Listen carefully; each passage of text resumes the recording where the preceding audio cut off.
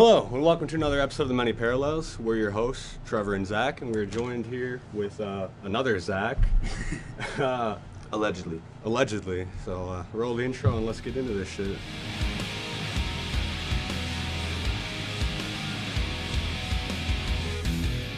Alright, so you want to give us a little, 90-second or so elevator pitch, who you are, and why people should give a fuck? Who you think you are? Ooh, that's a better statement right there. Yeah. So my name is Zach Sajkowski. I would consider myself a old soul in a lot of senses. Come from. Oh shit! Hold on. Keep going. Hold it. Yeah, just come from a basic suburban background. Parents were middle class, if you could call it that, in this day and age. Feel like I've, was raised by some go-getter of some parents, and I feel like it's taught me a lot along the way. Worked hard on a lot of things myself, and kind of trying to navigate this thing that we call life here. Feel that. Yeah.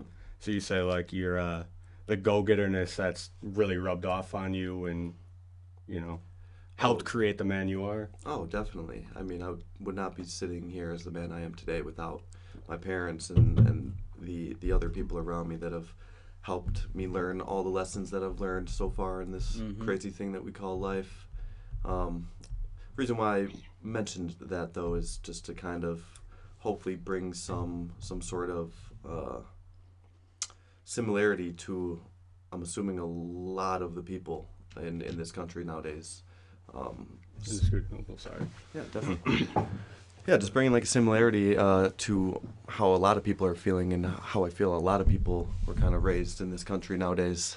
Well, what do you mean? Because I feel like, you say you got the go-getter attitude, and I feel like that's been kind of lacking nowadays, where people feel there isn't a reason to go get, and they feel kind of hopeless. I know I was there for a while, too. So are you saying it as a point of inspiration, or are you saying that you feel Do you that feel I'm that you actually wrong? see people around you that also hold that principle in high regard, or do you feel like you don't see that too much? Because I feel like I don't see it a lot either. Kind of like what you're talking about, Trevor. Yeah. Where like you see a lot of people that are too discouraged to pick themselves up by their bootstraps, so to speak, and get shit done. Yeah, it's a lot easier to just coast through life. Yeah, right. So if you have seen a lot of that, then that's like dope as fuck. But I haven't, and I wish I had seen a lot more of that productive type of behavior. Yeah. Whether or not I'm actually seeing that is less of what I'm kind of alluding to here. It's more so the want of people to do that. And I feel like nowadays it comes to kind of a halt where people don't have the resources or understanding where or how to even start that process. Yeah. But that want is there. When it comes to dealing with all types of people, and I feel like I consider myself to be someone that you can stick in a room with literally anybody, and I can have a good conversation with that person. Right. I felt that. It's the lack of resources to figure out how to do that, but that want is always still there. I mean, I don't think I come across many people that don't want to do shit or don't want to be something. They like the idea of not being on anything. Yeah. But it's like that's rare. There's so many people who want to do shit, but there's always something It seems like abysmally impossible for them to do it or whatever. They want to do things, but they don't seem as motivated to get those things, if you will. Because I feel like I've come across plenty of people that are like, oh, I want to do this, and oh, this would be awesome, and that, but they're not actively going for it. Like, look at what we're doing here, just fucking phone recording and shit, shitty little get up. Yeah. I mean, I assume at least starting your first couple bands and shit back in Anderson Hall days, y'all didn't have like, high quality as shit, but you had that drive and that motivation. Do you feel like people as a whole have that too, or is it just that want but not that getting attitude. And I guess that's kind of where the road separates a little bit more drastically, and you can see more definition in, when you ask that question specifically. But I think that it still comes back down to there is that want, and it just comes from a lack of knowledge. How? Where to start? I as I alluded to in my intro, and this is why it was so important to me as who I am today, is like my parents and the people around me who helped raise me, they did have that. But everything comes, everything kind of trickles down, as they say, or very well can lead to that.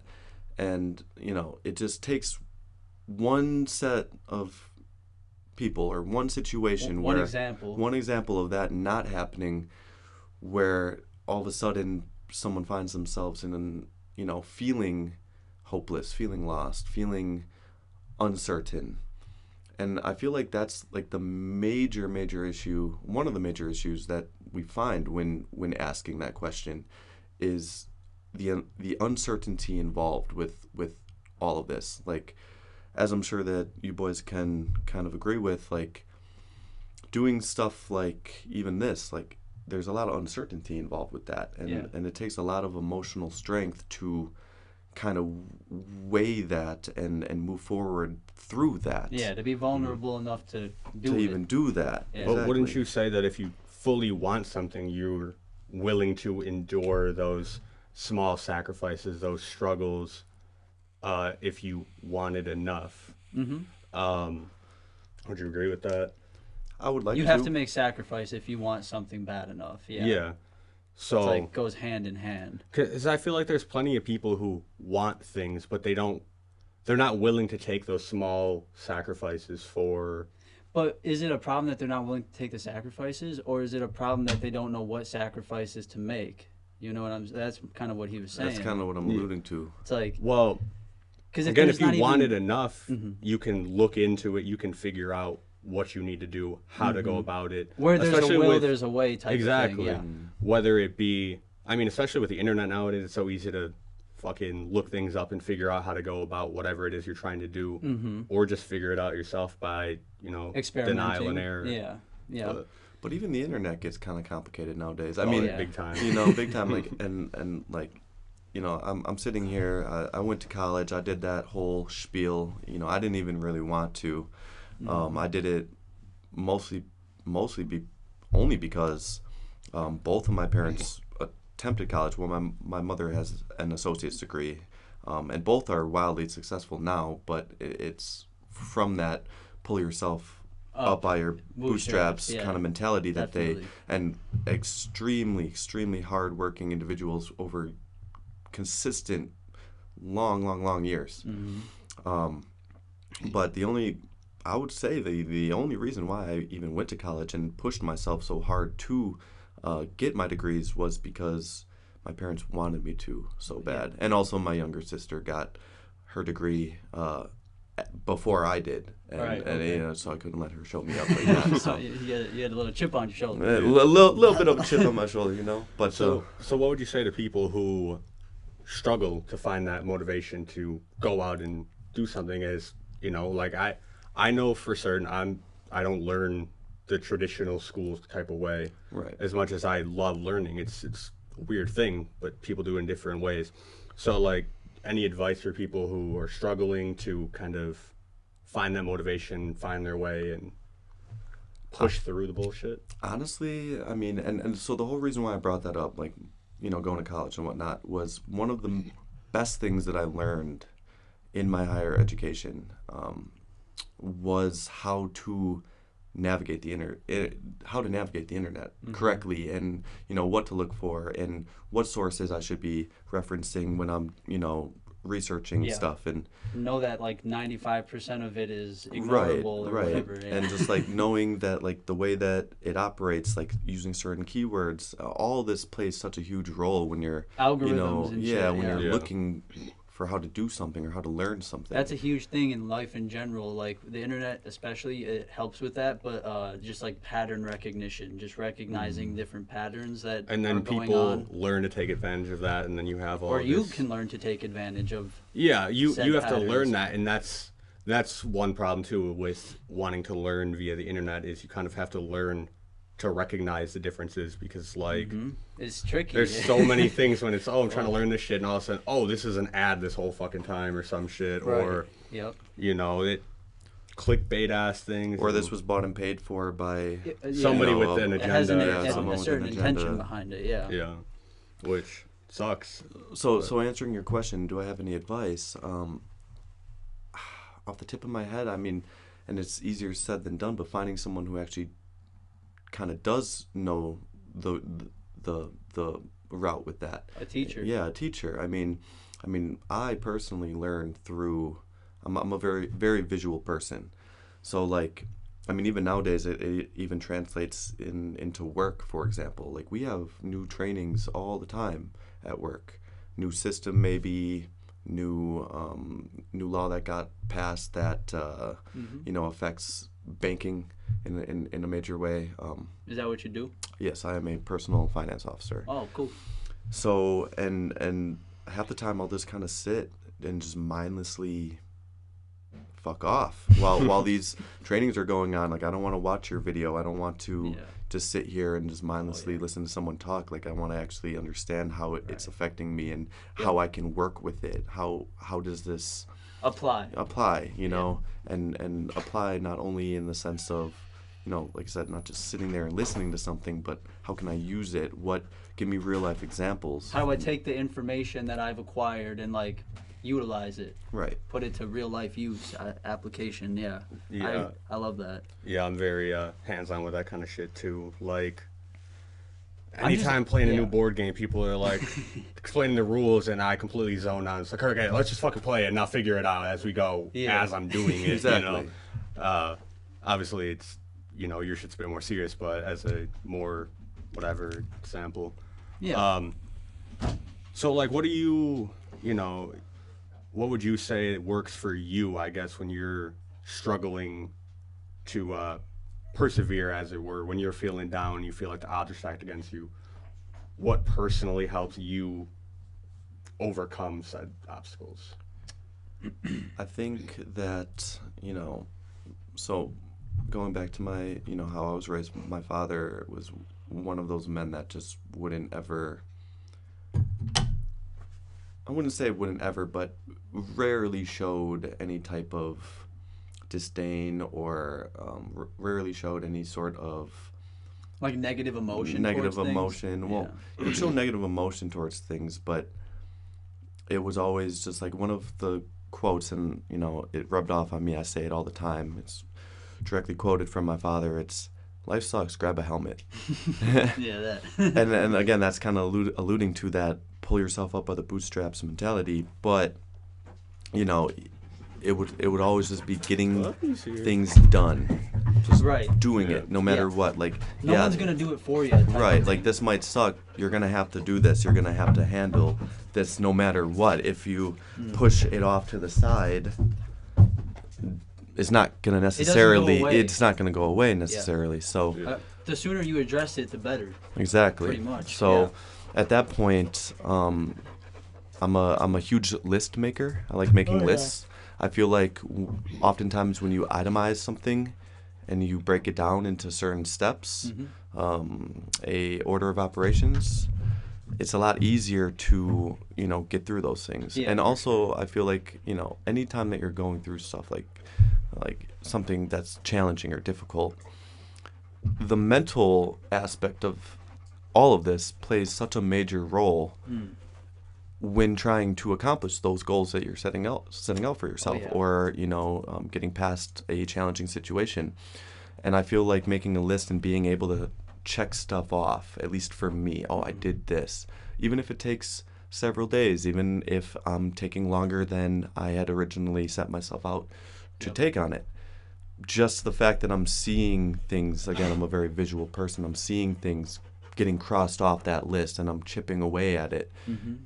It leaves me with that feeling of, okay, well, maybe it's not so hopeless. Maybe it's Right. maybe this isn't so challenging after all. Maybe you're on the right path. Yeah, like I'm It's not a- doing it as quickly as I would like to, but I'm still doing it and I'm still getting it done, Yeah. and I should be proud of myself for that. Yeah, making Right. lists is also good because it's a nice visual reminder of, oh, I already put in all this fucking work, and it makes it easier. Like, look at all I've accomplished. I can do the next task on the list or whatever. Exactly. Well, it's like, I always think about it like with anything you want to do, there's like a list of things that are in accordance with that thing that you want done. So like when you're knocking out those things on the list, you're just doing everything according to the plan, it's all in accordance with whatever the goal is here. So that's like how I think about it. Yeah, it's just it's a real thing that there is like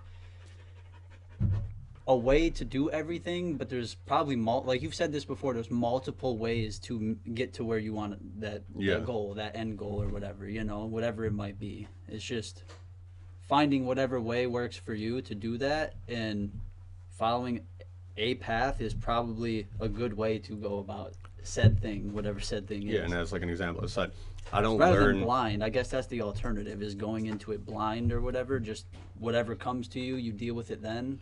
But I mean, it is sometimes advantageous to go into it blind because It then can you're be, open yeah. to new possibilities you might not have been otherwise, because you kind of get tunnel vision if you're like, oh, I have to do things this certain way. I think it's like and it's like a happy medium, something like that, with like you want to have a plan, but also expect the unexpected, or like always leave room for the unexpected, because that might be the thing that makes you take a little longer or whatever Right. with the process. So you always got to be able to account for that. It's like you can figure out the 5 W's, man: who, what, when, where, why, but there's still shit you don't know about course. everything. And then a So- random hurdle appears, and gotta find a way to leap. But I think that that's the interesting thing about the human condition as well, is, as you had just mentioned, and kind of reasserting what Trevor here has said in the past, is that there are so many different ways to come to the same conclusion or get to the same end goal. And part of the human condition is we're all going to take probably a slightly different path, or Yeah. think about it Or it's slightly like- differently, or Even feel if about you it take what you think slightly is the differently. same path, it's gonna be Yeah, a like little you different. can't little replicate someone else's path Because you you are a can't different even do person, it. your Yeah. conditions will you always walk be in different different. shoes Because like, you're talking about feelings and emotions and the way that you just think about things. All of these variables are so unique. different and unique within and amongst all of us that it gets interesting to think about at that point. Where That's it's why just- like being on the same frequency or vibration, whatever you want to call it, as like other people is like such a good feeling, because it's almost like, how is this happening right now that we're experiencing such joy together? But it's because you're both focusing, or you're all focusing on a common goal, a Common common goal. good. You bring up a good point with that, and I have a question to ask y'all based off that statement. Do y'all think that, because obviously we meet people in in all of our lives where it's just like, Oh yeah. it's almost like this, like, I feel like we must have met at some point before type of feeling. Oh, that goes into like the past life shit, man, I don't know where if it's there's necessarily past life kind of thing, but that sort of feeling of something about A meeting familiarity. this person. There's that What do you familiar, think dictates Not that? even necessarily. a lot of people think it's that it- reincarnation I- stuff. I it- don't know. I wouldn't even necessarily call it a familiarity, but there's just that sort of comfort and that, your wavelengths align, if you will. And I never felt that as strong as I did the day I met my girlfriend, Allie, actually. And like that kind of feeling, while there's clearly something deeper to it that we don't understand, and that led me down the rabbit hole of learning more about spirituality and souls and all that sort of thing, and eventually, tumbling down into me now being way more religious than I previously was, because I don't really have a clear answer, but from what I've read, from what I've heard, from these religions, this seems to correlate, and even if it's not exactly what they say it is, they were on the right track, if that makes sense. Is there any other further distinction that you could possibly make? Because again, I feel like people often, I tend to see that people often feel it obviously with like a partner or a lover, you know. Well, obviously with friends and stuff. Yeah, but too, also with friends, like, you know. But it's more Yeah. prominent within like the love aspect of it. So when I ran back into Zach, I was riding my fucking bike to Dan's house. It was like some shit from a movie, And, bro. yeah, and he was out moving, and I just like yelled out, and we were talking, and in talking, I could just feel that, because you know I've known him for what, I think we were friends since like 10 middle years school now. or some Yeah, shit. like 10 years. And I could tell that despite you know us not talking in a long time and all that shit, our wavelengths had kind of gotten to a similar way in the manner in which we think from different paths. And that's why I pitched the idea of, hey, do you want to do a podcast, some shit, because I can tell you're into a lot of the same things. And there Yeah, is like- that sort of like, You knew. yeah, it's just like that connection that, Unspoken thing. yeah, Yeah. that it's something you feel, The realm that's but it's unseen, not a bro. physical feeling. So I don't know what else to call it other than a soul. Do you believe in souls? Like, Absolutely. for me, like, it could be like, maybe we have to keep coming back into this fucking realm until we get it right, and then we become enlightened and turn into fucking light and like disperse throughout the universe as a soul will or energy, whatever you call this. I don't know how it works really, but it's like that's just a super interesting thing when you feel like I'm supposed to be here. I'm supposed to be doing this. This feels right. These people feel good for me and they feel familiar to me and it's like that comfort. I don't know. But you I'm can also just feel open the to it. I opposite don't- too. Wait, say it again. You can feel the opposite of that. Oh, where yeah. Yes. something's not right around here. People, you know, This feels I got a wrong. bad feeling This about feels this. wrong. You know, Yes. like, yeah, something. You know, you can't trust. I mean, there's even the phrase "real recognize real," because there's that, you know, sixth sense, if you will. Yeah. I mean, what do you believe? How would you explain that? Maybe we used to have a fucking antenna, bro, that we telepathically communicated with that fell off over time and Our shit. tails. Yeah. We used to be sayings and shit. So I actually do personally believe in reincarnation. So a lot of my ideology kind of stems from that. I feel like, you know, like you hear even on like all those old tales, like, oh, like birthmarks are a way that you have, you know, died in a past life potentially. You know what I mean? And so I definitely, you know, I've always kind of been fascinated with the idea of reincarnation, and you know, this might be because my father's mother, my grandma, who I only have one real memory of her, and she was already sick, and she passed away, and she was a very, very, very important figure in all of my dad's side of the family's lives. This was your great grandmother? My grandma, my father's mother. Oh, okay, gotcha. And after she passed away, her favorite bird was a cardinal. Mm-hmm. And they, you know, the whole family always said, like, you know, grandma always said, you know, mom always said that when she passed away, she was gonna come back as a cardinal. Yeah. And that's something that I was told that, you know, from damn near the moments that I first started having memories. That you can remember. That I can remember. And there's been several moments throughout my life where, and I swear to God, I shit you guys not, where like I have been broken down, I've been beaten, I've been at, you know, what I thought at the time was like my last whim, you know, just sitting underneath the lilac tree that was at my strange little double dead-end alleyway in Cudahy there. Yeah. And at the corner of that double dead-end alley, I've never seen an alleyway like that, but there was like this big old lilac tree or bush or whatever the hell you want to call it. I think it's considered a bush. And I would always just like sit under there. And I've, you know, had multiple occasions where like I was just like kind of, like I said, broken down, beaten, unsure, you know, almost overwhelmed by the uncertainty of, you know, whether it was what I wanted to do, while I was going through like the trauma that my parents' divorce was kind of creating for me and my sister at the time. It could be a multitude of things where a cardinal would come up.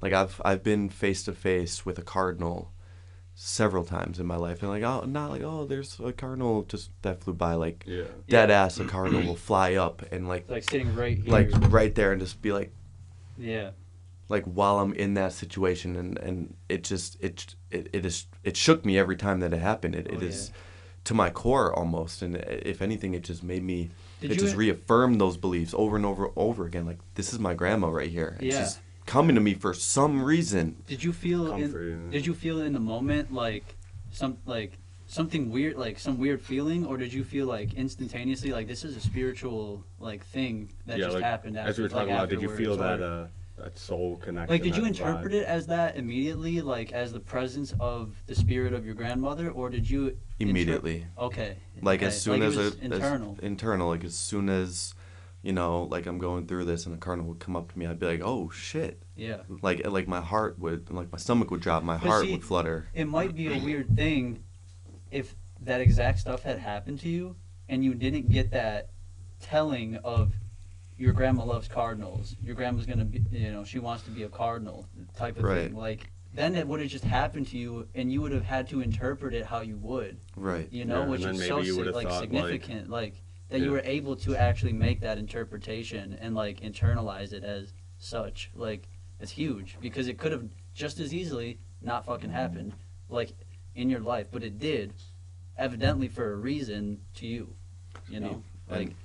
It's awesome. So I even go as far as like, you know, not just the bad situations that I've been in, but I've even taken it a little bit farther where like, you know, I've seen it come up in good situations too. So I kind of use it as like an omen almost now, where if, you know, I'm trying something new out, or I'm in a new situation, or you know, doing something that, you know, I was unsure about, and I see like a cardinal, or you know, I'll just be like, okay, I'm on the right path here. I'm on the right path here. It's like reassurance and shit. Yeah, it's definitely that's awesome. It's definitely affirmation. Yeah.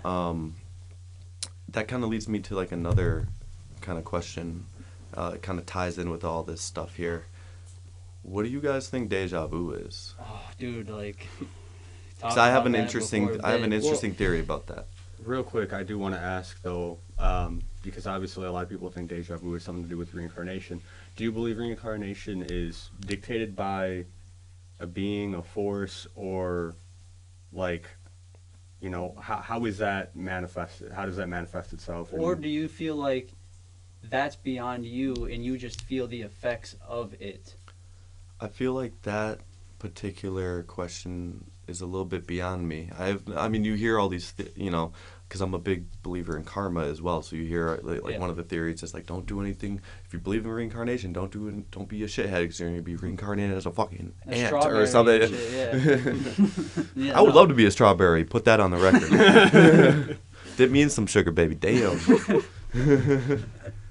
But yeah, I you know, like I don't really know. You know, I don't know if that's maybe something, because like think about it. If we don't get a choice, would whatever it is, if reincarnation even is real, if it's even a feasible, you know, concept, right? If we didn't have a choice, what the hell would have granted my grandma, for example, to be the fucking thing that she wanted to? You know what I mean? Like, well, how do you know that it's, you know, necessarily reincarnation and it's not something like a guardian angel type situation, and you know, like sending sort of a, you know, cardinal, as it were, to signify to you that she's watching over you, but it's not she is the cardinal, but they are instead a messenger and a, like an extension of her. Yeah, like that's what I mean by like it's kind of beyond us. Like if you look at the earth like as we visualize it, like a realm, like the ball is a realm, then like those things would be outside of that realm, and we don't know about that realm. Like, well, how would they be outside of it if it's happening within it? Because they're dictating, or not, I don't want to say dictating, but they're dictating, I guess, the things like the I don't want to say paranormal, like the more mystical things that we can't explain, like that. I'm saying if we're giving them the power to do that stuff, like reincarnation and karma and these forces, then like there must be something's doing that, but like a force doing these things, but we don't know what like if it's a council of people or deities of whatever, or if it's just one central thing, or if it's, you know what I'm saying? Like, I don't know what that is, but we can recognize these forces and we determine them to be active and real, but the sender or creator or whatever of them is just kind of, that's far out, bro. It's kind of far out. Literally and figuratively. It's just like hard to put a finger on, really. It's a weird thing because I think it's interesting to ponder, but I do agree that it's not important, and that's one thing too that, you know, I think about. Like, it may be important in the sense of acknowledging that there is like a prime mover or like somebody that's doing and I this feel like shit. that's how I sort of look at, you know, the Judeo-Christian beliefs of, you know, it's God is just how they recognize that force, and Yes, it's not as it's the vital. recognition of it, yeah. Like, that's why I feel like Genesis is kind of a shorter thing, and then it gets into the story of, you know, the garden, because that's more impactful. It doesn't fucking matter how we came here. It doesn't even really matter where we're going, which is one thing that turns me away from Christianity and the idea of heaven and hell so much, because like Judaism doesn't really focus on the afterlife, because what's important and what should be important is the here and now. And I was gonna And it's also, weird because it's like, why are we so fascinated by these things? well, because it's like our inevitable fate. And there is no To- certainty with any of this, and I feel like people like to wonder. Like people, I mean, that's why faith is so, you know, is so prominent. In my opinion, like one of the reasons why faith is so prominent is because it gives people that, at least that idea that they can kind of be settled with that thought, with those feelings and thoughts, at least. Yeah. Like, oh, if I live a good life, if I, you know, be the best person that I can, I don't hurt anybody, maliciously, purposefully, then I will get my golden ticket to It's like wherever I'm But if you going think in the about it, afterlife, you know? And that's why, again, I lean a bit more towards Judaism in this sense of like, you know, Christianity has that focus of, oh, that golden ticket, as you said, oh, I'm going to go to heaven or whatever. But I don't think you should see it like that. You be a good person in the here and now, because that's the best thing for you and for society long term. And even if there is a cosmic force, you know, sort of dictating these things, be it God, be it fucking whatever it might be, you know, that isn't as important to the impact you have and can have here and now. And I feel like that's sort of moreover what the Torah and the Bible kind of preaches. Be a good person, make that impact. You will go through difficult things, but keep your head held high, stick to your morals, and you will make it out a better person at the end. And it's I just don't know if the Abrahamic religions necessarily, like, would you say that to you, obviously they probably do hold more weight than like what's polytheism? Like, you find it less credible for there to be a polytheistic faith than a monotheistic? Well, the way I kind of feel it is, as I said, it's not as important, but there seems to be something that connects us all, and it feels as if we are, in a sense, one, or there is one central pillar, not that it's spread out. And, you know, Judeo-Christian beliefs, I might lean more towards them because our society was kind of founded on them. So, you know, as you were kind of talking about, your upbringing had that huge impact on the person you are today. So I feel like that could play a part in why my beliefs are as such, and not, say, Hinduism or something. Yeah. You didn't grow up with it. Yeah, and that's not to belittle that faith at all, but I found that the principles that, you know, are taught have helped me in my life to be more positive, to get more done, and just overall enjoy life more. So whether it's going to end me up in heaven or not, it's making me enjoy the time I have here much more. And I think that's way more important part of faith than. Yeah, and it's all like conceptualizations in a way where like at the end of the day, you could draw parallels between these different faiths, but it's just like the conceptualization of like endpoint or middle points or whatever are different. That too, though, of like, you look at some stories in faith. I don't remember exactly, but you were talking about, I think it was a story with like Amun-Ra or some shit, one of the Egyptian gods, and how it kind of parallels, that Christ-like story. And I always talk about how fucking the story of Luke Skywalker is obviously inspired. Same shit, yeah. And it's like, these stories are passed down generation upon generation not because, this literally fucking happened and this is a historical event. No, because it's like... It's symbolic. It's symbolic, and it's like there is value to be learned from the moral and the message of the story. You good? Yeah, there's a cat just digging into my leg. Oh, yeah. But yeah. I'd be doing that. No, I totally agree. It's the moral of the story, right, yeah which is often forgotten. But... So, were you, raised... were your parents religious, I guess? Because I know you're obviously non-traditionally... Unorthodox. Unorthodox. Yeah. Were your parents more orthodox with things? So, I was baptized, and, I had communion and all that good stuff. I actually went to Sunday school up until I was about in 6th grade. And, You're a good old boy. Take a look at how it turned out. From what I hear, Dan helped corrupt you. A little bit. It's the way he makes it out. A little bit. And so yeah, I grew up Catholic. I kind of cringe even having to bring that up. You know what I mean? Because I would consider that, the most. I don't want to say. I don't know if I'm saying like. If I'm looking I for a may word interject, choice. Yeah. So I was going to synagogue for a while back when I lived in Racine, almost every Saturday. But then I was sick one Saturday, so the next Sunday, day after whatever, I was feeling better, and there was a church literally down the street, and I was like, I'm gonna, check out a Christian church, why not? And it was a Catholic church, and I don't know, it was weird, and I've talked on the podcast multiple times about this experience, but it was just like, I don't know, something about it just felt off. It was like what they were doing, like culty. Yeah, it was like... I was going to say a hot take. Most religions are...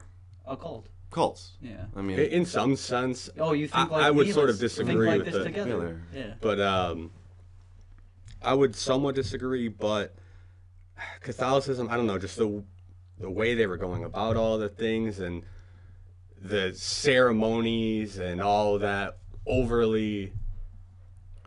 Well, I mean, I feel like I've seen it like throughout my life, and obviously, I've gone through like my middle school angsty phase where I consider myself atheist, without really Me too, bro. knowing much about that, like without delving into other religions, without having a better understanding of different concepts other than the one that I was integrated into from a child. So, I feel like Catholicism it stems from fear almost, and that never really jived with me very well. I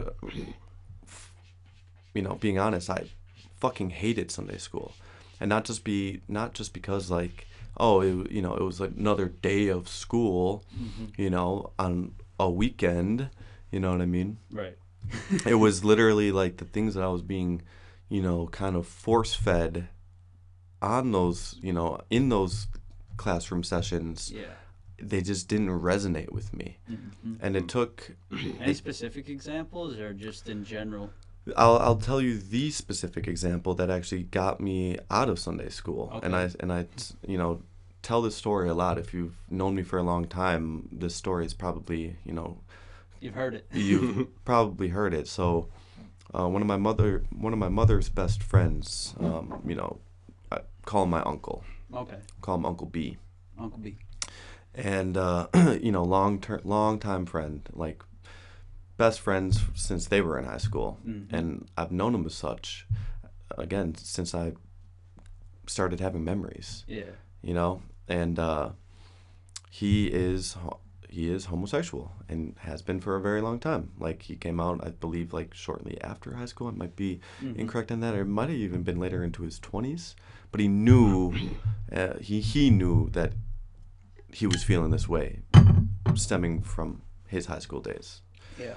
And you know, I was in Sunday school. I think it was like the summer going into 6th grade, and the lesson that day was how homosexuality is a sin. And, you know, the professor, not a professor, the church teacher, you know, pastor, I don't even know who the fuck was teaching that class at this point anymore, who was leading that classroom session, was just going on about how, you know, you're going to burn in hell if, you know, you feel this way or if you enact in these types of behaviors. It's real crazy that, like, I never had that experience. I went to church quite a bit with my mother when I was younger and stuff, but I've had a lot of people that went to private school and Sunday school like you and had the same thing where, like, they were like, you'll be burned at the stake for doing this or that, and it's like, that would really do something to you. It did. It'll go one of two ways for you. It did. And like, usually, like, you know, one of the things that I do really like about religion is, you know, I feel like it is there to help people set, like, that moral code. But all throughout my life, I feel like I didn't need that because my parents were helping me set that moral code. Yeah. But wouldn't you say that their moral code was sort of set up because of that faith in some sense? Perhaps that's something that I would need to ask them, you know, but definitely perhaps. But what it comes down to is, as the story goes, you know, my happy ass, you know, didn't feel right about just kind of listening to this, in my eyes, bullshit. Yeah. So I, you know, raised my hand and I said, you know, my Uncle B is homosexual and I think he's a good person, and I'll never forget what I was told. Your Uncle B is a sinner. What he is doing is wrong, and he's going to burn in hell with all the other sinners for all of eternity. Yeah. With a dead-ass look on her face. And I literally went home that day and I told my mom about this. And that was one of the few times, you know, every single time I had stressed how I didn't like Sunday school, how it didn't jive with me. And it wasn't just because of the classroom setting. It was something about the lessons being taught.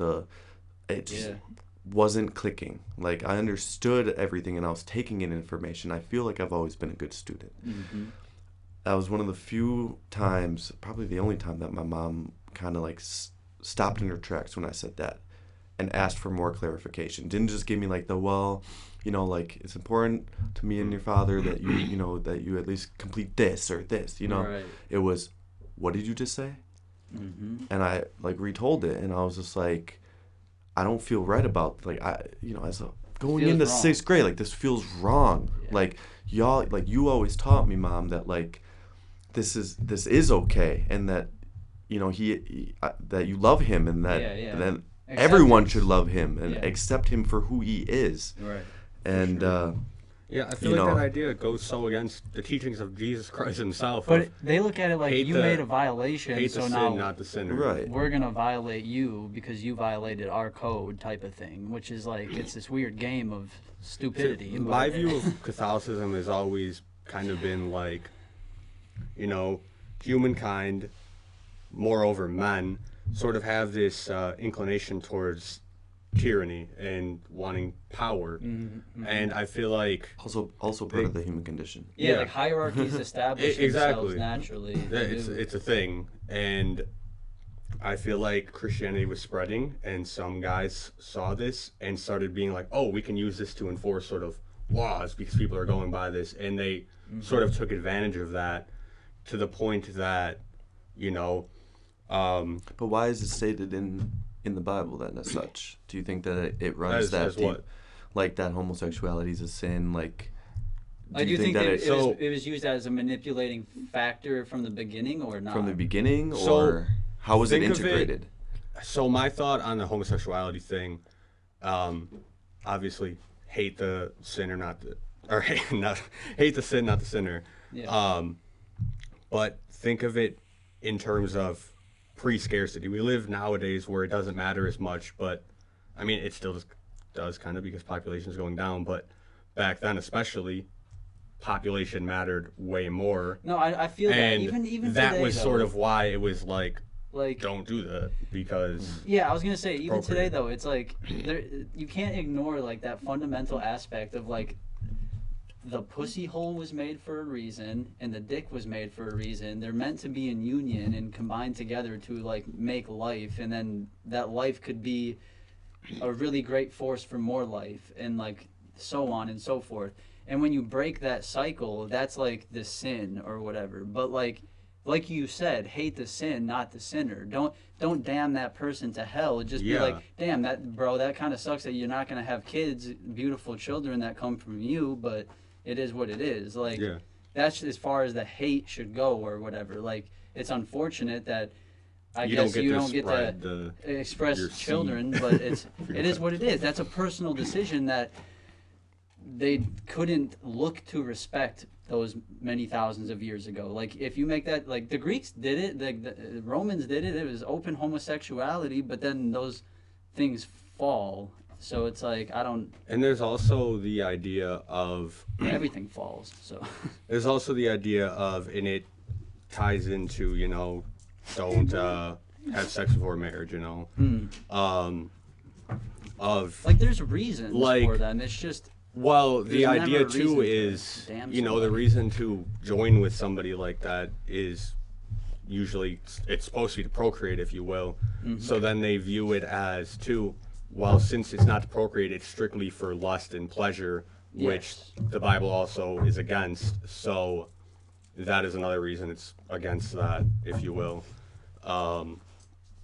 right. I feel. And that's one thing too of like I don't know fully where I stand with it because I understand where it's coming from, but I don't think it's a bad thing if you choose that. Yeah, if you choose that. Bro, and I look whatever. at it like it doesn't hurt me, but like it hurts your lineage. Like it's like you're not gonna be able to have kids if you. That's just what it is. Like it doesn't hurt me; it hurts your lineage. It's Right, but just to even put it a little bit further, I don't think it's even a choice. Yeah, that's why I'm Yeah. like like people feel how they feel, and you are who you are. Now, again, we can go into all the many things that go into someone's upbringing or whatnot, but I definitely do believe to the core, again, going back to the soul question, like we do have a soul, and like well, I think that these things are kind of predetermined for us. Like, well, to play devil's advocate, we talked about how tyranny is part of the human condition, and also, wanting things that, they give you that instant gratification, but they're not worth it. Like, an addict's going to want another fix, and that's not good for them, but they feel like that's what they want. And that argument could be made in sense of homosexuality, but I don't know, because I've definitely... Well, it's not like okay. Look, even if they're predestined to be a same-sex lover, it doesn't change the fact that you have the genitalia that you were born with that you could use to procreate, but you're choosing to not use. Like it doesn't erase that. You're choosing to not use that. Like you're still making a choice, whether it's a non-choice or not. Like whether you're not choosing to do it or you're choosing to do it, you're still making a choice. Like so that doesn't go away. But it's like it doesn't matter. Like to the next guy or the next woman if you do that. Like the only way it should matter for them is if they care about you having kids. But should anybody care about that? I don't know. Like that's a weird thing. And that's kind of too what I was saying of like, back in the day when population mattered a lot yeah, more. then it's a more drastic makes sense, thing. but- Yeah, for sure. I get you. Yeah, modern days it's like, That becomes much muddier and Yeah, less exactly. clear. If that's such a big deal or not. but like it's as, really not.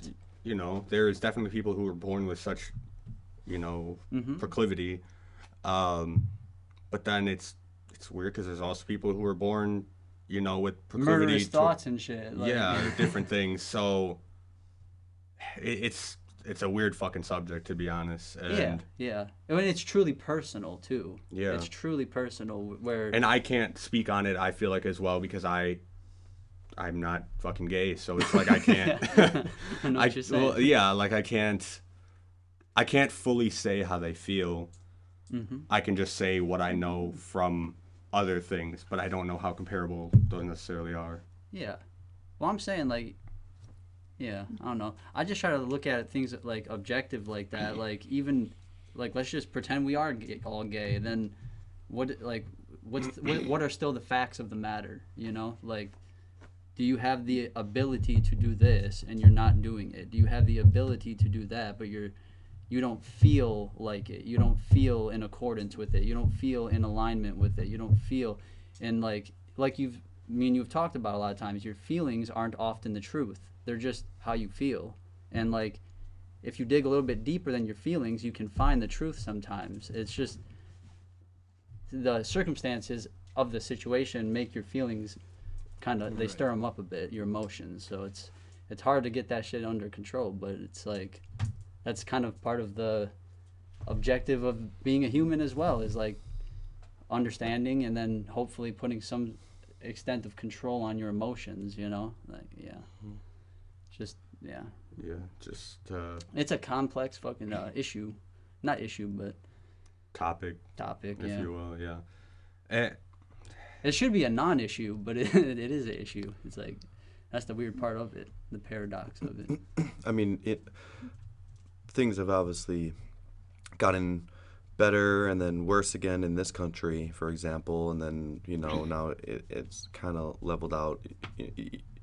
Speaking about, you know, like just rights across the board, but like people are in other places in the world, like, Well, they're not. they can still get fucking killed, Yeah. type shit for this. Yeah, and for I this. think that's way too far. As I said, hate the sin, not the sinner. Yeah, it's just like that's such a Like- weird thing of like, they might even know that the way they're responding to things is like harsh or wrong or whatever, but they've been like trained to react this way and taught to react this way or whatever, and they look at it like, I don't know how they look at it, but I'm imagining that people that really believe those things, like that people are damned for doing A, B, or C, that it's like they're looking at it like they're just being preventative, like they're trying to prevent bad things from brewing or whatever, and it's like, I get that mentality, but it's like, because that's like another thing too of like,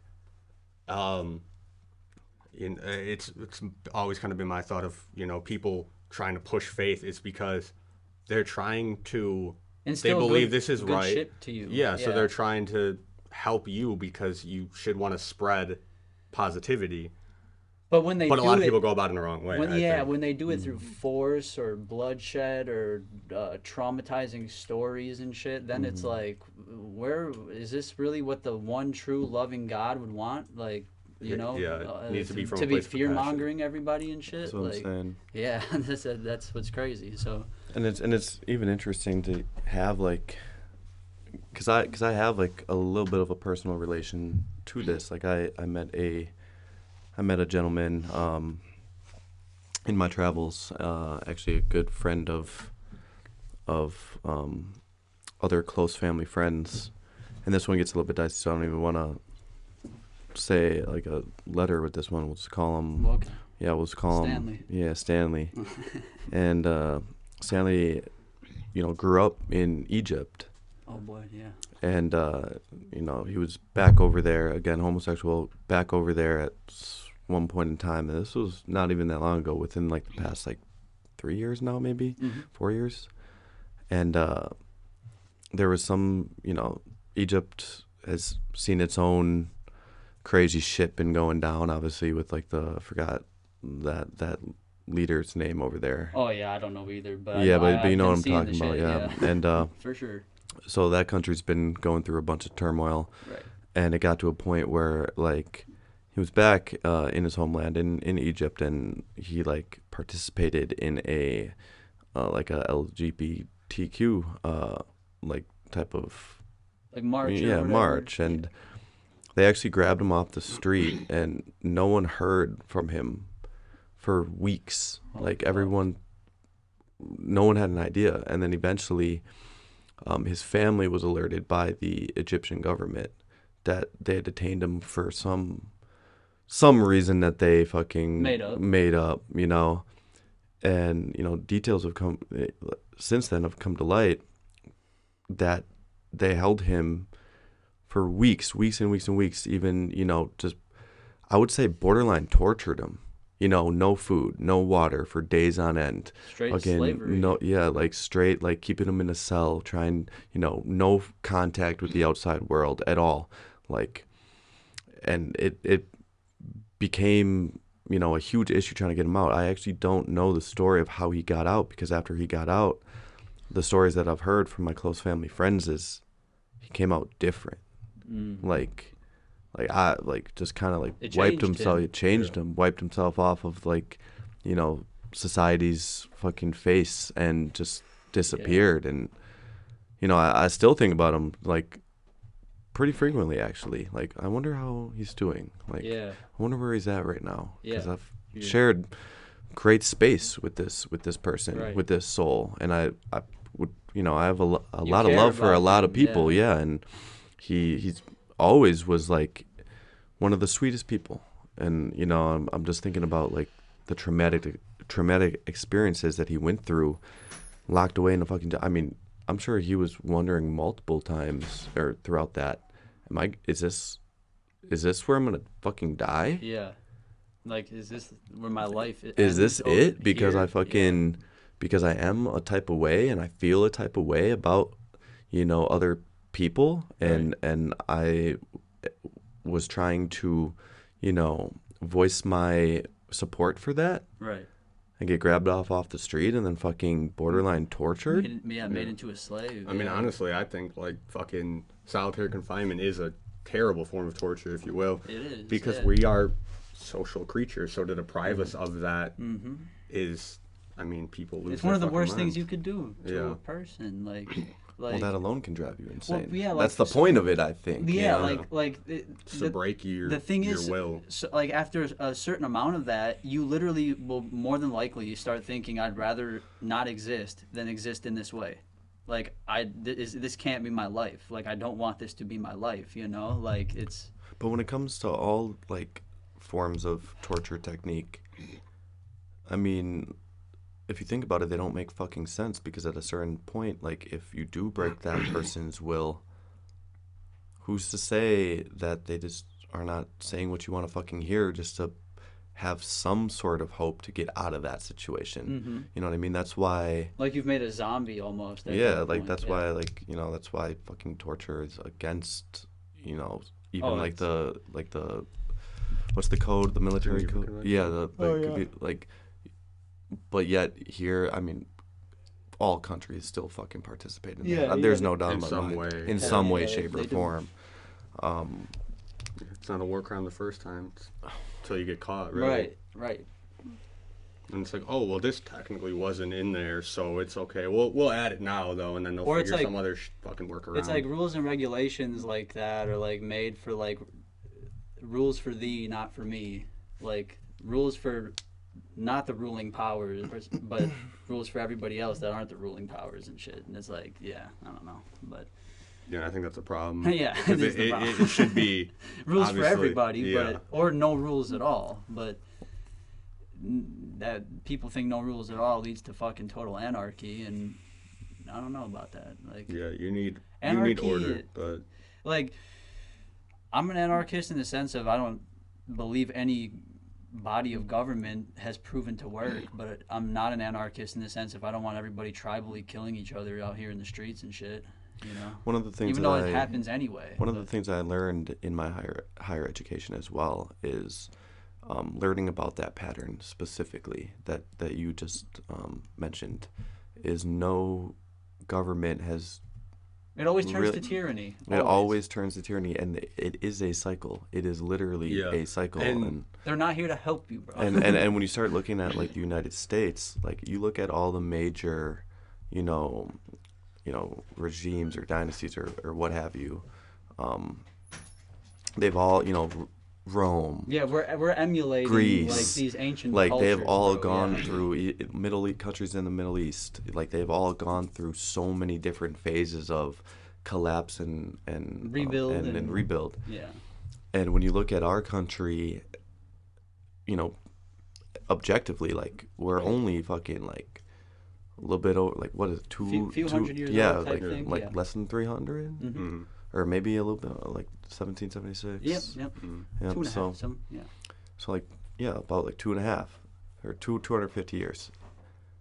Everyone, and this kind of goes into like, my minor is political science, and my major was political science until I started learning more about it, and I was just like, fuck this, I don't want to major in this. But like, I don't like the idea that is so oftenly spoken in this country of like, oh, well, there's nothing that we can do about it. Yeah, I hate that. You know what I too, mean? It's just like, very much. there's nothing we can do about it.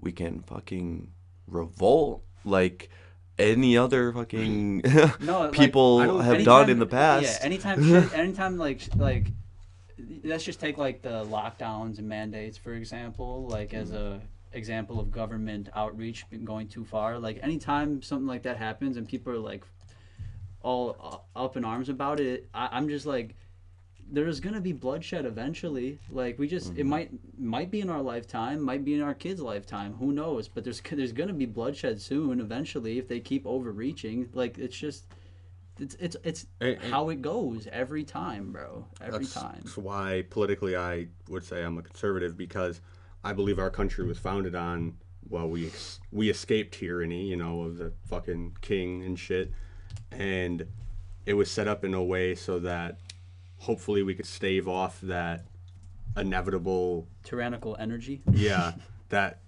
build, as you said, is so evident looking at history of, people end up taking too much power and shit hits the fan. And our country was sort of founded on the government just kind of there to make sure we're not killing each other and to make sure, you're not infringing on each other's human rights. It's weird, and that's because all it should be and nothing more.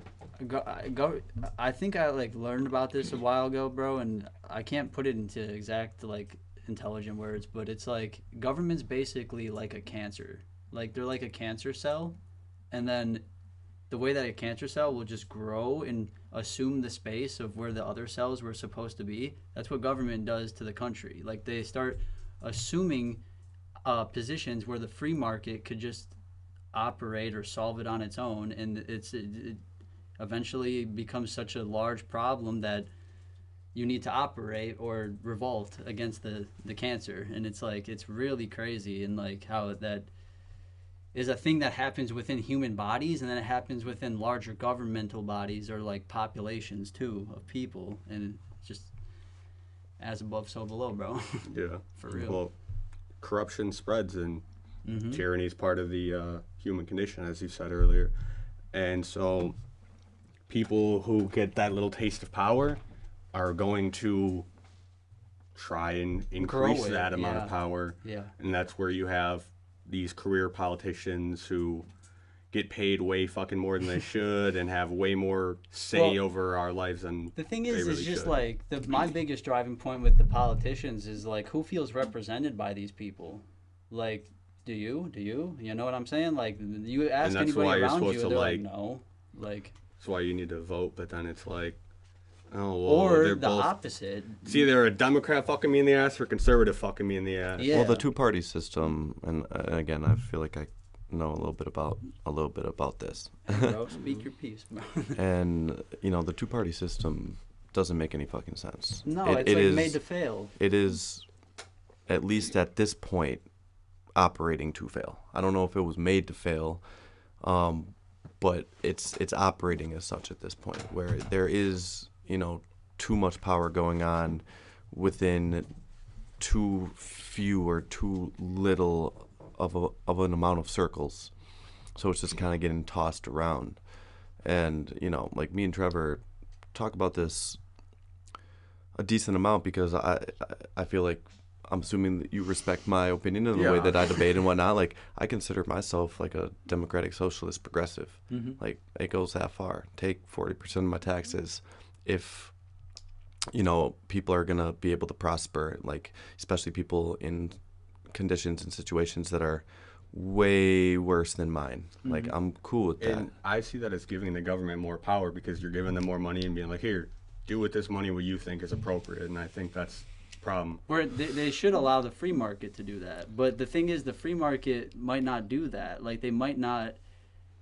See, I think it doesn't matter where you come from as long as you have the same opportunity to grow. And as we began this podcast with the go-getter mentality, as long as you have that, you can succeed here. And I think that's way more beneficial than, right. Like, just kind of like you have a ensuring soft certain spot things. for people that, like we were mentioning at the beginning, I think we all kind of have a soft spot for these people that are disenfranchised and might not understand what the clear path forward is.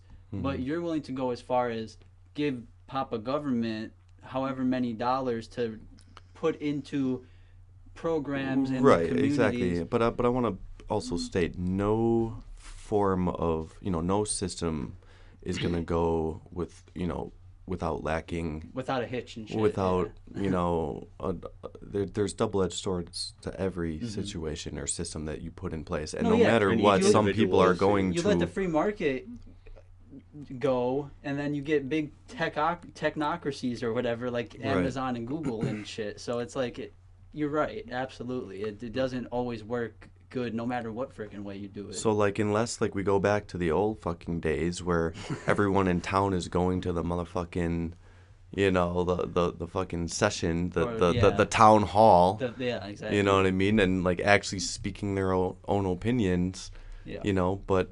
I do think that's a problem, too, with, I feel like we've gotten, a lot of social programs, if you will, and it's grown the federal government too far because our country was founded on the federal government's just there to make sure the Constitution and people have their basic human rights not infringed upon. But there's whack And ass then shit that even goes we were supposed into to that, though.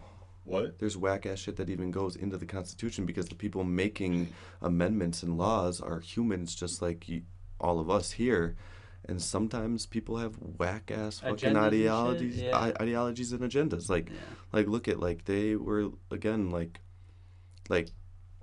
I was saying for years, for example, and I'll just give this this as an example, like Roe versus Wade. Like I was telling people for years, like, yo, if a conservative gets in office and they get the opportunity to throw a couple motherfuckers on the Supreme Court, that shit's getting overturned. That's going to be one of their prime agendas right off the bat. And for years, people would be like, nah, they would never touch that. They would never fucking touch that. Like, women have rights. Obviously, they should have rights. Like, how could they touch because that? it gave the right back to the states to decide. That's fucked up. Okay, but people who, think abortion's fine, they fucking, they're going to vote, and then it's legal where they live. And then all the people who, are pro-life or whatever, living out in the fucking boonies and shit, they have their laws how they wanted them. That's how it's supposed to be. But what if they're in the same state?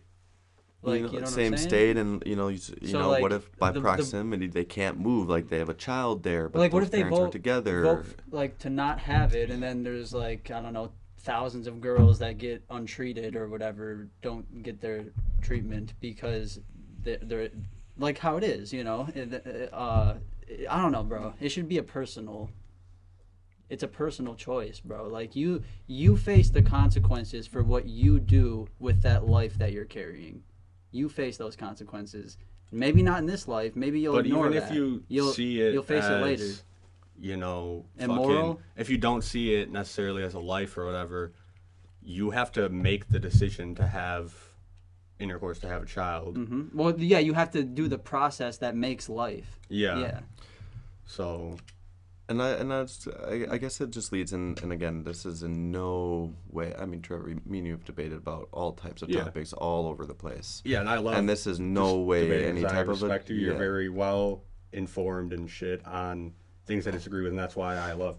Yeah, so please don't take any of my words as an attack, or I love you as a person, and I think that you're a very intelligent individual as well. But you're going off of like, oh well, you feel this type of way and you feel like the government shouldn't have too much of a say in people's lives, and that's why you kind of lean a little bit conservative. But yet I would argue that the a lot of the agendas that are actually coming down to affecting actual humanitarian rights come from the conservative end. Like when it comes down to like democratic rights, and I've told you this before, I agree with the Second Amendment, but at the end of the day, that's a fucking gun. You know what I mean? That's the right to bear arms, for example, where like oftentimes it's the other side that I see that it's coming up with these crazy ass ideologies of women shouldn't have the rights to control their own bodies. Someone shouldn't be able to be fucking transgender, and that's the etc. huge debate of the abortion thing, if you will. If you're pro-life, well, consider it a life, and the Constitution and whatnot is to protect the rights of all human life. So if you consider that a human life, then that is it is due the right to live. And it's more like you said, it's more about like you having to go through that like sacred fundamental process of fucking in order to get that life. I thought you say sacred fundamental process, and then you're just like fucking. Because that's the duality of that, bro. It's like it just gets looked at like fucking, but it's like this sacred thing, bro. Yeah.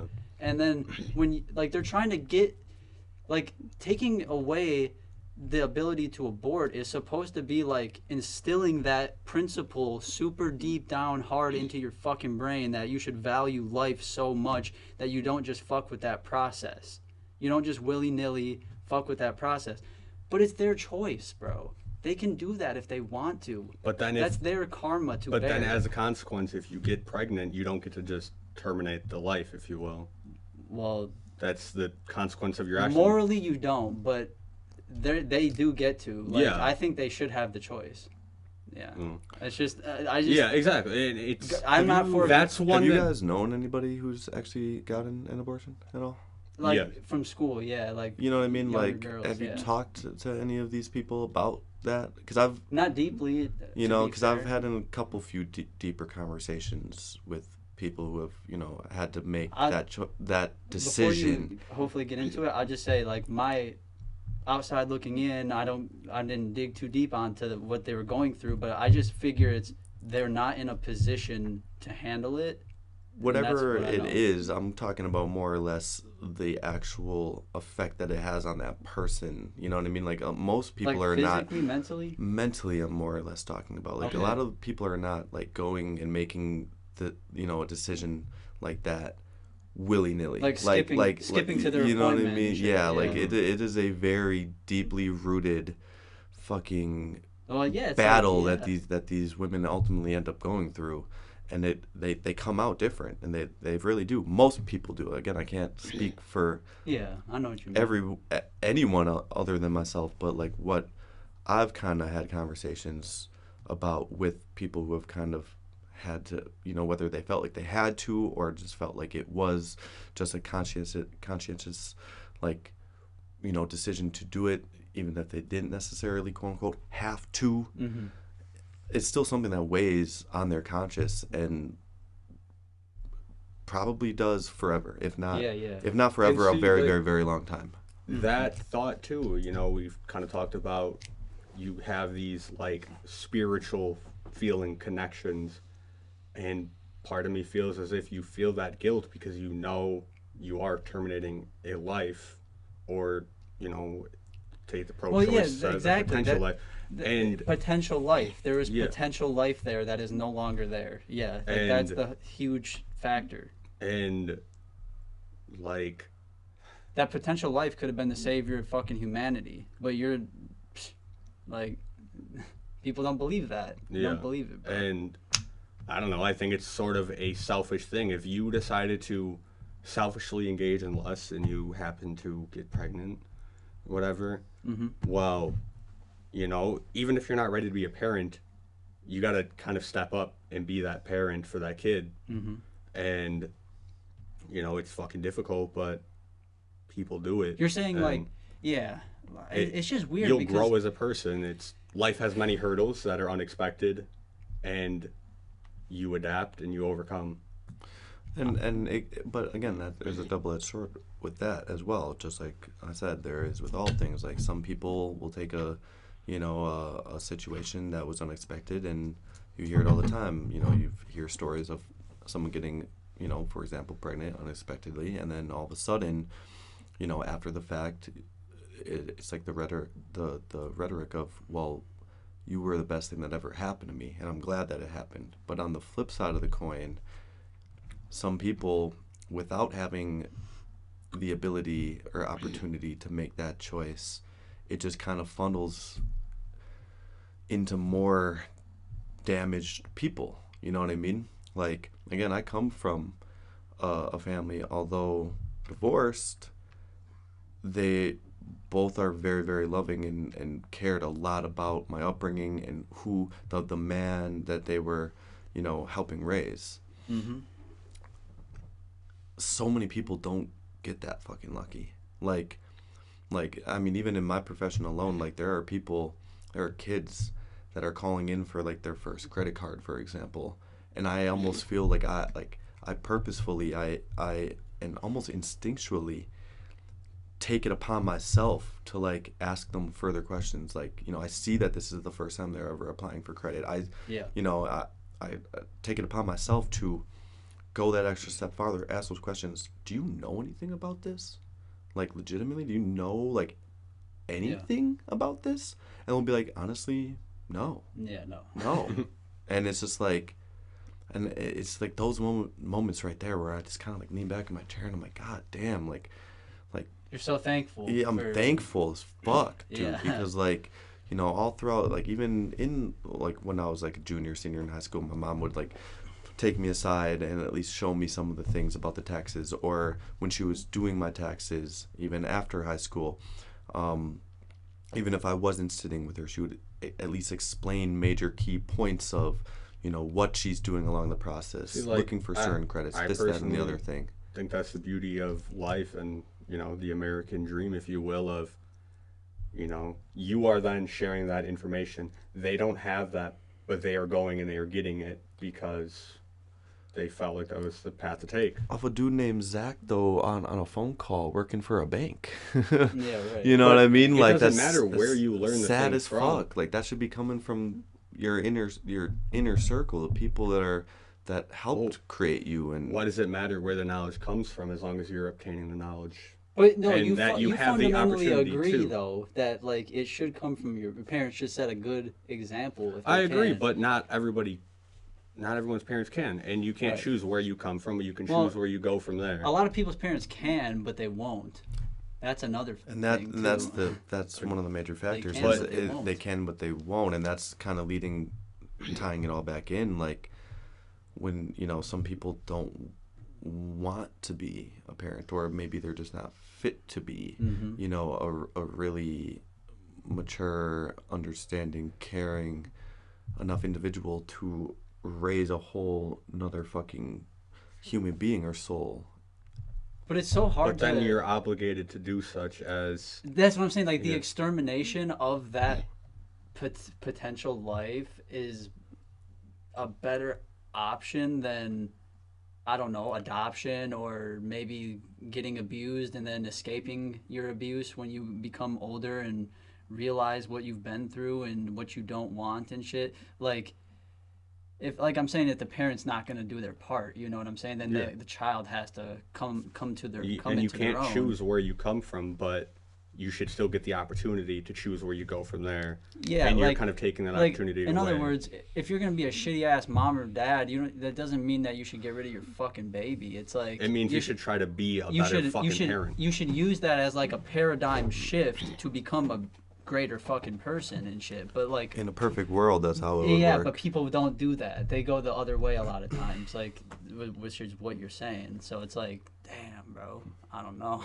It is a complex thing with a lot of Yeah, layers I to it. still think it's totally their choice, bro. Like, even if you implement infinite laws, it's still their choice. Like, it doesn't matter. But, like, do I understand where the law comes from? For sure. It's just, like, the value of life. I mean, It's yeah, just- at the end of the day, people will do what they want to do, whether or not there's a Well, law and in place. that's literally what I was just about to say too. again, you can create infinite laws, but at the end of the day, people are going to do whatever the fuck Like, they how are you going to say do. because of a law that it's not their choice when the natural, obvious thing is that it's their choice? Naturally. Like, yeah, you can't go against nature. Like, But then the hope is that, well, as you said, there's a lot of people who kind of debate and struggle that, and instead of them debating, oh, am I going to get an abortion or not, they're debating, how am I going to step up when this kid's out, and how am I going to be this better parent? Because that will be the case for, I would think, at least 40% of the people who are kind of on the fence, if not more than that. it's just, Where they're, yeah, some people aren't built that way. So to have They the aren't. option sort of taken out, unless you want to go, it's going to deduce it at least. Yeah, like you're saying, it should strengthen the population essentially to like Yeah, have that and- law. Yeah, and that it will hopefully make better parents long term. But see, it's the- always the back goal. and forth, like a pendulum, bro. So it's like it had to be that way for so long for it to go back this way, for it to eventually go back the other way again. It's gonna go back the other way again. It's just like it's like the inversions of each other are made to exist. Like, Well, what happens is laws get made, and then generations down the line, people don't realize why the law was made. So then they're like, we don't fucking need this law, it's stupid. And then they suffer the ramifications of why that law was put there in the first place. yeah, like that's like you've said that many times, and that's like just the truth of it. Like it's very true. It's like generationally you become ignorant, and then well, it's because like You don't realize the foundation that builds. Yeah, You don't realize how these stones were placed. yeah, Exactly. you don't realize it because there's not necessarily like a history fucking lesson that teaches you about the decades and the things that were changed or amended or implemented or So when changing law Past should or- it? That's another thing of it's touchy because it's like playing fucking Jenga. You don't know if Yeah. pulling this one's out going to topple the whole tower or not. And I assume we don't want the tower to fall, whether which side of the political spheres fall on, unless you're a fucking anarchist, I guess. But yeah. you want it to be as strong as it can be. But these pieces are kind of rotten. Let's try to replace them or remove them outright. Yeah. 'Cause they're non-essential. Fucking Shit. there's just so much depth to it, and Well, I say all the time that, like, even when I'm talking about my own, beliefs, that stem from, or, stemming from political kind of ideology, it's like a true democratic, like, socialist way of thinking is so multifaceted. Like, again, there's so many specific nuances or topics that you can take and try to pick apart, but really, like, there's so many of those topics that all are integrated with each other that kind of create that way of thinking. Like, there's not any one thing that you can do that all of a sudden things are just going to be better. It's like you need to implement many things all around, if not at the same time, around the same time, and then see how it goes and see how, is there going to be pushback from that? Is there going to be, disdain towards that change? And I would like to think that, again, like, we're a powerhouse nation, many people would consider us one of the greatest nations, if not the greatest nation in the world, right? That's how it's made out to be. That's how it's made out to be. But, like, at the same time, why, if you ask the common citizen here, why doesn't, unless you have fucking glorified, national pride instilled within you, which that's cool to have, I totally get it, but, like, when it comes down to the bare bones of things, a lot of people don't feel that way. They're not feeling like they're accommodated for. well, They don't feel like they're being taken care as a of. lot of disputes said, bro, it's so hard now to just stay to stay content when there's all these ways to look through the fence into your neighbor's yard. Essentially, it's easy to you don't realize all these things you have because you've always had them, so you always want more. Yeah, And it's kind of it's like I was gonna mention initially the point of like the disenfranchised individual, or better yet, the disenfranchised American. Like that's like a real archetype, if you will, of like type of people that live here. And it's like, at the end of the day, bro. Like, I believe some of them, and obviously I'm saying some, not all of them, but there's a fair bit of them need to that exist. Like they, essentially, that is sure, my but I point. feel like a lot of them are kind of entitled and act as if they are owed things because Or I don't like, know. why don't I have this or that or whatever? It's like And it's because you like- didn't work for it, Yeah. type of thing. Okay, and I know you what know- you're saying. But then there's levels to the disenfranchised, because like we're all maybe a little disenfranchised to an extent. I don't want to put that label on anybody, Yeah. but like then I told you about my trip to New York. I went to upstate New York where my family's from, and it's like holy bumfuck up there. Like no resources, no opportunity. literally disenfranchised. Disenfranchised, and then you Pretty come sure back Flint, here, Michigan still has dirty water. type Yeah, which shit, is fucked. type shit, and that's where it's like But we got to fund Ukraine's war, bro. exactly. It's Got to all fund the about Slavic like Civil War. people see the government doing shit like that, and they're like, they won't fix Flint. Why would we give them resources to fucking do anything? But like, at the end of the day, like you said, there's like many things that need to be enacted and put into place, and like there's obviously funding that needs to be provided for these things. So you like need the government, but See, like those essential things, that's the sort of thing that the government should be in charge of. But like, you know, all these things you're talking about, paying more tax and all that. As you said yourself, tyranny seeps its way into the cracks of governments regardless. that's why it's like So I feel like going the socialist route, how is supposed to it be that. not going to eventually turn into some sort of Stalinism as tyranny seeps its way in? Somebody has to decide where this money's going. they pretty much use the guise of like helping people to like hurt a lot more people, Yeah. essentially. So like, how are we not gonna let that happen again? I don't know. But communism and socialism are very, very, they're similar in some aspects, but they're different. You and need to have socialism. and to have Stalinism communism, but not is- the other way, I think. you know, An rooted absolute through corruption of it. is rooted through communism. Yes. You know, Mm-hmm. socialism drags a little bit more roots, you know, and finds more similarity in communism than what I'm speaking of, which is democratic socialism, where the people should have a more fair vote on where this funding is going. And I'm sure that, you know, we should be, if any system like that is ever put in place, we, the people, should be granted the opportunity to change what is going on. That's the whole point that I'm trying to make, and that's why that word democratic before socialism is so important, because it's not like, oh, we're gonna, you know, take everyone's fucking cows and disperse them so everyone has a single cow. It's, you know, and me and you talked about this on the ride home Like the who other needs day. what type Like of who needs what, and how can we provide that to them while still at least trying to make the most fair system as possible across But the board. Somebody has to decide that, even if people are voting. We, the you can't people, say should decide that. how we were talking about, you know, I can't really necessarily say what it's like to be gay because I'm not gay. How can you necessarily dictate what certain people need if you have not gone through certain things yourself, therefore muddying the water on certain issues because it's not so black and white? And Let's talk about I feel ghettos like for that- for a second. all right.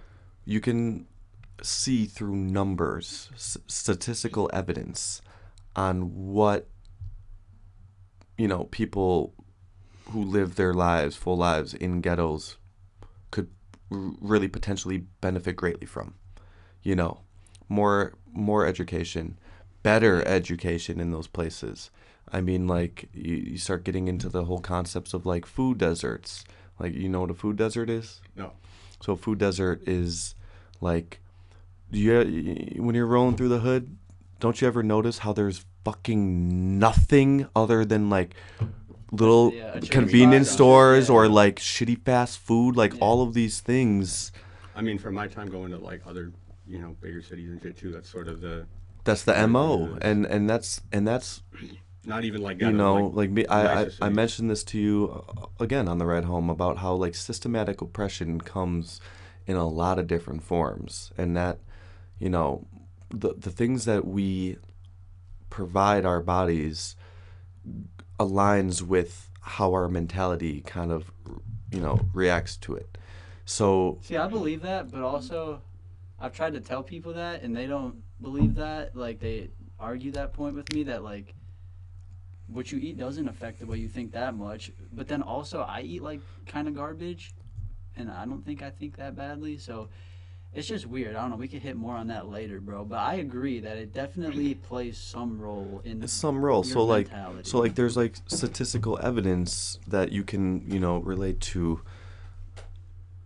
or draw from, I mean, that, you know, you can kind of get an idea of what certain communities need compared to others. Like, you know, going back to the abortion thing, like education is either more lacking in these places, or if it's, you know, just in general worse off, just less stable, less you know, not as strong. You're always, not always, but more cases than not, you're gonna see, you know, a greater amount of, for example, teenagers getting pregnant. You know what I mean? Yeah. Like because of the lack of education surrounded around that specific topic. And all of these things, like I said, that's why I will say all the time, over and over and over again, when I'm talking about political subjects and debating through political means, is like, there's so many things that need to be thought of and need attention while dealing with a specific topic, because one topic can stem from a whole different topic, and it could be related to that issue, but like that issue is not being spoken about because the issue being spoken about is what's being spoken about. So people just kind of turn a blind eye to that, and then, you know, it's like a huge snowball of like, okay, so I completely agree with that, but I think the solution of, oh, everyone pay more taxes to the government, I think that's the wrong way to go about it. I think instead empower the individual. Yes, empower the individual, so that the which would community, be giving them a better education fundamentally. Yes, in some sense, but then, I mean, look at the fucking, it's already government funded. No, I know what you mean. It's just, that's the interesting thing, is like, the only way to empower the individual is to give them more knowledge to acquire, and the only way that right now, that the logical way to give them more knowledge, better knowledge to acquire, is by giving the government money to make the schooling to provide better. that. Yeah. I honestly disagree. I feel no, as if I'm saying, like, that's my perspective. Yeah, I know. Help me out. I get that's your perspective. That's what I'm saying. I disagree with that perspective. I think it's more beneficial to let the community share what they've learned, instead of, oh, we're gonna fucking pay these teachers from some other city or whatever, government money, to come in and teach. Instead, let the community teach itself and to grow itself. But what if you're in a cycle of not learning? Like, what if you're in a cycle of destruction? In a lot of cases, to want better. Going with that point, in a lot of cases, they do. They're called gangs. Right. Like, this is the only way that we've learned to live here. So you're in a fucked up spot. Let me teach you how we learn to live, because we're surviving. And again, like, it's all through the eyes of the beholder, right? Yeah. Like, and I agree, but that's just a negative way to go about it. And there's things like that. I'm not disagreeing with that. But I think to help reinforce the positive aspects of communities, you know, if they're under constant gang control, they will eventually stand up for themselves. That's literally the entire idea of the Second Amendment. It's not just the right to bear arms, but it's also to the right of the people to to form a militia, essentially, and to stand up for yourself and defend yourself and your community. And I think we need to go back to that, go down to town hall and share your ideas with your community, instead of fucking just being another number that goes into some representative for federal shit. I think we need to defederalize the government. But bro, they try to the insurrection that happened, like, they're trying to make shit like that not okay. Like, they're trying to make it not okay for you and Billy and Joe to go down to the courthouse with your guns and They peaceful protests let in. I That's a know. whole other I'm thing. Yeah, telling I know, you that yeah. I still think that we're at a place where we can do that, or people can do that if you're being not like you're being peaceful about it. You're not being. And if you're white.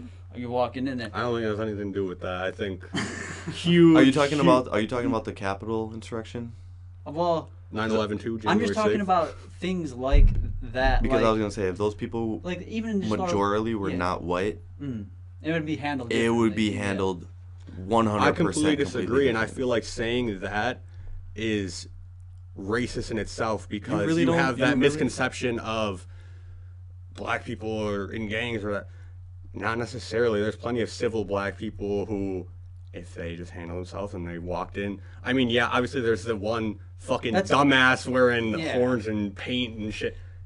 He's a fucking idiot, but he wasn't breaking any That's the laws. They thing. were legally let in It's there. less about the skin color in that specific thing, rather than the fact that there were like enough people acting like dickheads to like for there to be a problem. Which there was a problem. Don't get me wrong, but I still think that like people should be able to gather how you were originally talking Yeah, we have about. the right to protest. Yeah, and go down to your local whatever the fuck, even if it's in Washington D.C. and be able to like Voice their frustrations. opinion. Opinion, and if it's obstructing like the way that like business is normally operating, like they can't get in and out of there, then like maybe you should fix the fucking problem that is causing all of these people That's to the need thing. to be there in the but first you have the place. right to peacefully protest, and like there's plenty of videos too of like guards like letting like, oh, I don't agree with you, but Yeah. you know, you have the right to do this and whatever the fuck, go in. So I don't know. I'm just speaking to that. Like I agree that I would like the idea of people doing that more, but it's just that's kind of Demonized. a thing of the past at this point in terms of like, are you really like witnessing it too much? Like, are you hearing about it too much? Not really. Like people are more just gonna go on Facebook or whatever and put their opinion on there, or band together with echo chambers online, and you know. Yeah, that's huge downside to online shit too. Both left and right, those fucking echo chambers, It bro. really helps you communicate with like-minded people, which is great, It's beneficial, but you need to talk with people on the other side as well, which is why I love conversating with you, because we vary so differently, yet we think in a similar way and are, you know, you're very smart in the way you explain things and make it comprehensible, I guess. You're fucking To me, intelligent, bro. yes, even though I try my best. don't always agree with the things. I don't try you know, to act like I know shit. No, I feel that. Yeah, fucking. All I know is that I know nothing at all. Yes. that Um, part.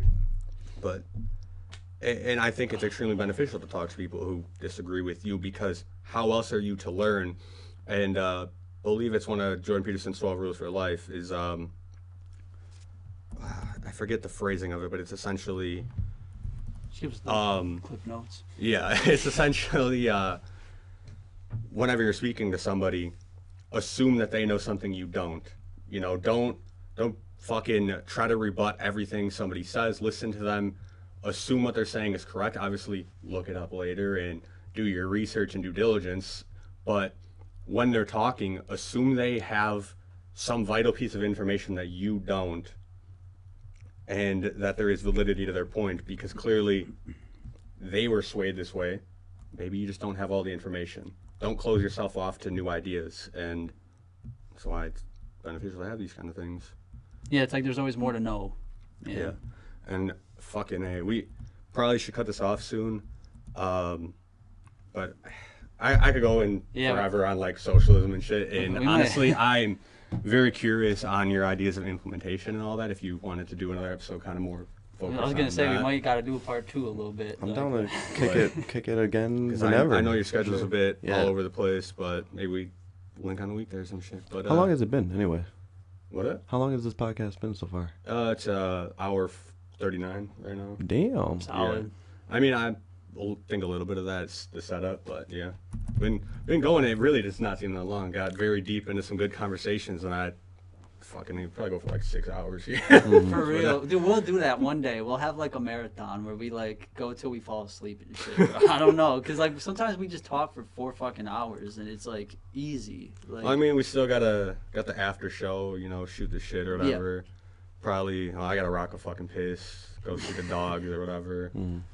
So I guess probably cut this off here. You got anything you want to plug? I just want to say thank you so much for having me on. I would thanks love to for do it again. I feel like we touched on a lot of very hot topics. stuff. Yeah, Yeah. literally, I have all these fucking questions that did not literally asked you one single one of them for like a brief second. We just all that was all fucking just got off of into your intro. Winging it. Yeah. Yeah. So I want to kind of close this out, at least for me, saying like, I don't try to, act like I know shit or have like all the answers. I'm just living through my own experience and my own lens, just like everyone else is. I feel like that's kind of like the last point that I want to make is everyone is just kind of living through their own lens, their own scope that they have on life. And there's so many reasons as to why that may be.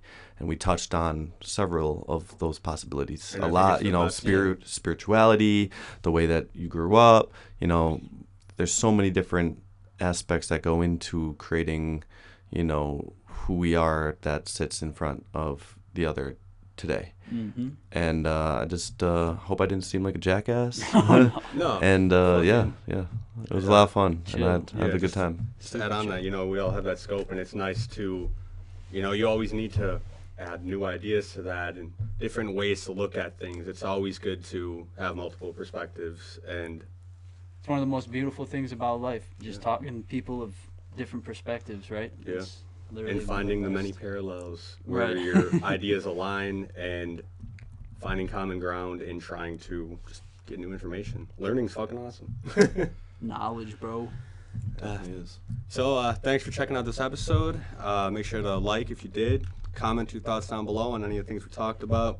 Subscribe for new episodes Thursday at 6. And, join us over on Patreon for members only. Go for 30 minutes to an hour.